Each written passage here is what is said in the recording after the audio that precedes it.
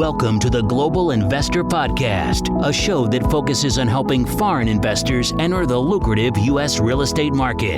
Host Charles Carillo combines decades of real estate investing experience with a professional background in international banking to interview experts in all areas of U.S. real estate investing. Now, here's your host, Charles Carillo. Welcome to another episode of the Global Investors Podcast. I'm your host, Charles Carillo. Today we have Omar Khan. Omar is a partner at BoardWalk Wealth and moved from Canada to Texas, where he lives with his wife and son. And BoardWalk Wealth connects passive investors to multifamily real estate opportunities with value-add potential and works with a number of international investors. So how are you doing today, Omar? Hey, thank you for having me. It's a great honor and a pleasure to be here. Well, thank you very much for being on the show.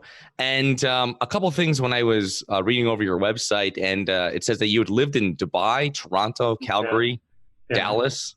Yeah. You're pretty much, you're kind of like a global citizen of working. And of course, What was your business background prior to starting to invest in real estate? Well, I worked in finance. I did sell-side equity research, M&A stuff, all on the finance side. My family's been involved with business for a couple of generations now. So, I had a lot of influences growing up. Okay. And what got you started investing in real estate? What was the transfer you from the business into the real estate business? Well, when I moved to my family owns a lot of commercial real estate, but it wasn't like, I'm not one of those people who was ever supremely passionate about real estate. I wasn't like 2 when I knew I wanted to be in real estate. None of that. I moved to the U.S. Basically, I had a good set of experiences. I was structuring deals up north in Canada. We did about $4 billion of deals in oil and gas. And when I moved down here, I helped this family friend of ours, they own a family office, to restructure their office portfolio in Houston. There was some family inheritance stuff. And basically, as a result of that, my wife's a physician, so we were paying a boatload of money in taxes. And we just wanted to find a way to basically mitigate our taxes while, not sacrificing the amount of money that was coming in. And because my family had a background in commercial real estate, and because I had a background in finance, working in M&A and sell-side equity research, it was somewhat of an easier transition for me to do it, at least from the technical side of things. So you were actually structuring deals in Canada. How do you see the difference between what you're going for when you set up a deal in Canada, or when you were setting up deals in Canada, versus when you're setting one up in the United States? Well, I was in oil and gas, so basically it's a different vertical completely, and that was with way bigger firms. Yeah. So we had an army of lawyers at our disposal. Okay. What do you see when you see international investors that are investing with you into some of your U.S. deals? Mm-hmm. What do you see what they're looking for? What's their main goal they're trying to get out of it? Look, man, most of the people that I know of, at least for people in my social circle, they've been investing in the U.S. or they're very comfortable investing globally. So they don't need to be taught. It's not like it's not one of those mentorship, positive thinking sort of things, They don't need to be taught any of that. These are sophisticated people to begin with, right? So they're looking for the exact same thing that most other people are looking for, but I think they have a more sophisticated bent. They're more looking towards managing their portfolio, diversifying their holdings in some particular cases. Some are trying to take, have assets in a different country because they live in a country and they want to have some assets there and some elsewhere. But at the end of the day, it's portfolio management, but also returns are very important. So because they're more, you would say, higher net worth than the average syndicating investor in the US, they have a couple of things they're looking at, not just returns. Okay. Yeah, it's more of a sophisticated investor that's investing that you've seen come into your deals internationally from international. Yeah. It just differs because I have some people that come in and it's asset preservation and that's it. They're coming with someone that just wants to keep their money what it is now with some kind of growth. And it seems like when you have a sophisticated investor, they're worried more on the velocity of their money and not only making the return, but also preserving it, all different factors that some investors don't have. So what are when you have foreign investors come to you, they're ready to invest, and now you're working with more of a sophisticated investor, so kind of, I imagine they're pretty much all set up with their entities before they actually come to you. Yeah. You're not really walking through investors through, they're going to be limited partners on entity formation or setting them up? Look, I can do that if you want. I can do that because I can do that in my sleep. But most of the people that I talk to, they already have this shit down, basically. They don't need me to tell them how basically a waterfall works, how the limited partner and general partnership work, how real estate works, how private assets work. They got it down. They know. We're basically doing this because these are relationships that, go back, say, a couple of decades or a few generations because our families know each other. Or, we worked on the same trading desk at a bank. Or one guy gave me another guy's referral, and we're both kind of in the same lines of business. So it's that sort of work. Yeah.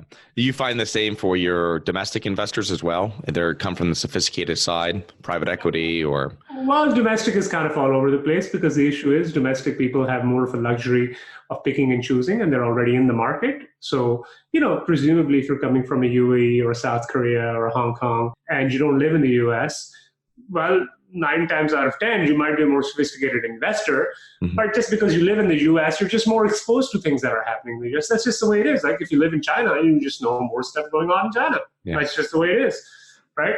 So the domestic people are kind of all over the place, depending on where they are. And obviously, depending on where they are, we can obviously assist them and provide the best advice possible. Now, I know your firm is very thorough with your underwriting for multifamily, which is, I believe, what your specialty asset class is. Can you walk us through initial underwriting requirements? So for doing a pre-vet, you look at a property and say this won't work or this possibly could work, what you guys look at? No, we just have basically most of the guys we work with or we're partnering with or some combination of the two, we're all guys from institutional backgrounds. We kind of did this for a living. We are doing this for a living pretty much. So ours is kind of a different model. I mean, it's not a different model. The model is the same for everybody else. Ours is we've done this for a living basically for over 2+ decades. So, we kind of live and breathe numbers. We didn't have to have a coach basically teach us how to run a financial model. Because, if you tell that to pretty much anybody in finance, they might actually laugh at you. Let's put it this way. When I moved to the US, I didn't even know there were real estate mentors. And when I moved here, I realized, oh, wow, you're basically giving, seminars at the airport Sheraton. Wow, your business must really suck. You must really suck at investments to be giving seminars at the airport Sheraton. So look, typically what we've done is we have our little buy box. Our buy box is up to $25 million. Minimum is like $10, $15 million. We have selected some markets and then some markets we're looking in specifically. And within those areas, we have a specific vintage that we're catering to. So for instance, in Jacksonville, we're looking at mid-70s and above or in and around that area. Look, so for instance, in the case of Jacksonville, our typical buy box is $10 to $25 million, which is presumably usually 100+ units minimum, all the way up to about 300 units or 250 units. Okay, it's got to be mid-70s plus vintage. It's got to be in the 3 submarkets of Orange Park, Southside, Bay Meadows, and possibly the beaches, or maybe Mandarin, but there's nothing really there, I'll be honest with you. Apart from that, what else? We're looking clearly at value-add deals, BC, and for us, we're looking for a combination of appreciation and cash flow. So I'm not really the guy who's just buying, say, 12% cash flow deals because I'm not buying in the ghetto, right? So I want a healthy appreciation to basically provide me a juice to my returns as well. Yeah, that's great. So you guys have it already down to the markets, the neighborhoods of where you're working, not just the MSA. It's exactly down to what neighborhoods you'll work with, which won't, because of course it's very difficult to do a value add deal if you're buying something that's a C- and you're trying to bring that up to a certain point. So imagine all of your assets are institutional grade that you can. Well, no, it depends. There's a few that are institutional grade. There's 2 that, let's put it this way. I've seen a lot of syndicators with similar assets advertise that asset as institutional grade. I would not advertise it as institutional grade because look, it's a mid-70s asset, workforce housing. No institution is going to buy a $14 million workforce housing, okay, no matter what somebody tells you. That's just not the way they work. What is this? What is the software, the deal Analytica that you guys have? I found that very interesting. I started looking at.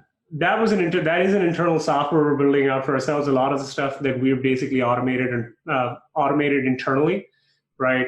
Scrubbing rent rolls, profit losses, getting stuff out of our database, all of that kind of stuff. Basically, that's for internal use. A partner of mine with my partnership is going to be hopefully launching it. We got delayed by about a year, hopefully soon. But there were a lot of processes internally that we had internalized, we provide to our analysts, and now we can just roll them out in the software. Okay. That's great. Now, do you see because you're working with more of, a sophisticated, for the most part, limited partners that are coming to you, what is your average time frame that you're looking to hold assets? Is it 7 years, 5 to 7 years? Everybody says 3 to 5 years. Everybody says 5 years, but let me tell you this. Most syndicators are playing a game where they'll say 5 years or 7 years because they want to sound conservative, but really they want to cash out, so they'll really sell in 2 or 3 years. Everybody plays the exact same game. Yeah. Anybody who tells you otherwise is just lying to your face or thinks you're stupid. Yeah. Because look, at the end of the day, if it's structured the right way, and by right way, I mean, look, the syndicator is getting basically compensated on performance. That basically means that roughly between rough math, say 75 to 85% of the total equity or the total money a syndicator is going to make is going to be back-ended, right? So when you sell, that's the bulk of your asset. That's the bulk of the money the syndicator is going to make. So there's an inherent conflict of interest for the syndicator or any, by the way, general partner to not hold on to these assets for the 5-7 years. Yeah. Now they might have it, which is fine, but they're not going to hold on to it. Well, it doesn't really make sense 100% too. If they've hit their price in 24 months in, their returns would be much higher than what they thought they're going to hold it for 48 or 60 months down the road. Yeah, but your equity multiple is lower, right? Yeah. And really, I mean, at the end of the day, you eat dollars, you don't eat percentages. It's very interesting how different syndicators work because there's some that want to keep, not many want to keep it for the life cycle, you know what I mean, long-term legacy. But I don't think not many have the capacity to keep it for the life cycle because people have to pay their bills and people have to feed their kids. And that's just, look, that's reality. To shy away from reality, to pretend nothing that doesn't exist I don't think it's right. Yeah, a lot of fees are built on those transactions. Yeah. So you're a big advocate for coaching for real estate investors. I'm not a big advocate. No. I'm sorry. You're not a big advocate. I'm not a big advocate. I feel most let me put it this way. You don't see Donald Trump giving you weekend seminars at the airport Sheraton, right? For $200 a pop. There's a reason for that. Yeah.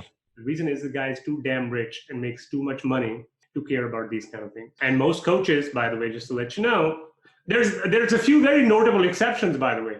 The few notable exceptions, like all other professions in the world, like being a basketball player, being a physician, being an investor, whatever profession you choose. There are some coaches that are so damn good that there's not enough money in the world to basically pay them for the amount of value they bring. But the other 99.999% of the coaches, they don't have a real career to begin with. So these days, I guess if you don't have a real career, you don't have a real job, you certainly become a coach these days, right? Yeah. Because it's easy to tell other people what to do with their money. Yeah, no, it's funny because I was at a conference a couple weekends ago, and you just go there and you get a nugget of information, and it's mostly just networking. Mm-hmm. And when you're in there, and I walked in one part, and they're talking about what their portfolio was, and I was like, wow, that's not that it was small, but it was much smaller than I thought that they had. You know what I mean? And it's people get started in the coaching and the seminars and all this stuff much earlier than you would think they do. Like you were saying, I mean, they don't need to really have a resume to put on like you said, a Hilton conference. You know what I mean? Or yeah, man. I mean, look, think about it. If you've got 5,000 units as an example, even if you've syndicated it the right way, dude, you're too busy making real money, man. Yeah. You're too busy making serious money to worry about like a $5,000, $10,000, $20,000 product. Right. Especially with the hand holding that has to go on with that after you've sold some sort of coaching program, which I imagine is a handful if you're charging someone $20,000, $25,000. So what do you suggest if someone came to you and they didn't want to be an LP and they want to become active in investing? What would you suggest for them the first few steps, I guess? Well, it depends what they want to do, right? I mean, we all have different, say, talents. For instance, some people look like I have partners who are fantastic in marketing. Right? Now, could I potentially market? Yeah, I guess I could, but I wouldn't be probably at their level. And even if I was to mythically get to their level, it would take me forever to get there, right? So they're really good at what they do. I'm really good at a certain aspect of things, the asset management, the managing the investments, all that kind of stuff, right? So first of all, I think the question depends, well, what are you really good at? And what do you really want to do? Because just because you think somebody else has a cool job doesn't necessarily mean you like doing that job. Right? So you got to figure out what you're really good at. And that could be your leg up. Look, to give you an example, look, if you live in, say, a city, let's say you live in Tampa, right? In and around Tampa somewhere. So let's assume you know somebody who is rich and who wants to invest in Tampa for whatever reason, and you've lived in Tampa all your life. So you know the city inside out, born, raised, all that kind of stuff, right?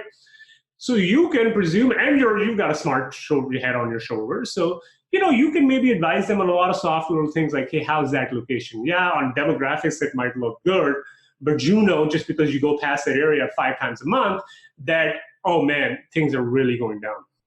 Because a lot of these are lagging indicators. So you could add value there even without having any real estate background. Or for instance, somebody lives in New York, they're investing in Tampa, you could be their boots on the ground. I mean, you don't need to have, a PhD in real estate to go talk to like 5 people, right? Yeah. I mean, you already know how to have the conversation and, So there's lots of ways you can add value, right? And then along the way, as you're adding value, as you're doing all this work, what you can basically start seeing is learning from people. Right. But trying figuring out what helps you stand apart, I feel, is better than trying to just do somebody else's job. Because you might not be good at it, and it might not be a good fit for you also. Yeah. So you guys syndicate multi-million-dollar deals across U.S. What markets are you really bullish on at this part of the real estate cycle? Other than Jacksonville, we just spoke about that. Yeah, look, we're in Jacksonville. I live in Dallas. I think Dallas is a fantastic market. We don't own anything there, but I do think it's a fantastic market. Also Atlanta and Phoenix. Again, Phoenix is a bit too hot, but I think long-term wise, it's a good market if you can stomach volatility in the short term. Yeah, Phoenix is definitely a great market. It's getting expensive there. What do you guys, what kind of asset classes do you guys focus on from bringing during your value add play? Are you guys starting at buying stuff that might be currently a B-, a C+, and bringing it to a B+? Is that what normally you see? Oh yeah, it's anywhere between, look, everybody says B to C, but really most indicators are at the C level. Okay, let's be honest. We're practically at the C+, B- level because we've graduated up over a period of time, right? And basically the whole idea there is even if you don't improve basically the class of the building, to be honest with you, what I'm really looking at improving is how quickly can I get the NOI number up? Mm-hmm. Now, I really don't, honestly, if the class of the building improves, that's a bonus and that's fantastic. And wow, that is freaking awesome. But what I'm really concerned about is even if it stays at the same class, how much income can I take up? Because if I can take up income, to be honest with you, I don't even care about anything else. Yeah, that makes sense. Even if you stay at the same level, but my income goes up, I'm okay with that. Yeah, which it's very difficult when investors tell you or when syndicators are telling you, well, I'm going to go, this is going to be C, and we're bringing it to C+ or C+ to B. I mean, those are very skewed too, because how are you going to change the area? I mean, if the area is already at a B. Yeah. If the area is, for instance, a dump, you can have the nicest looking building in the dump, but it will still be in the dump. It's one of those things.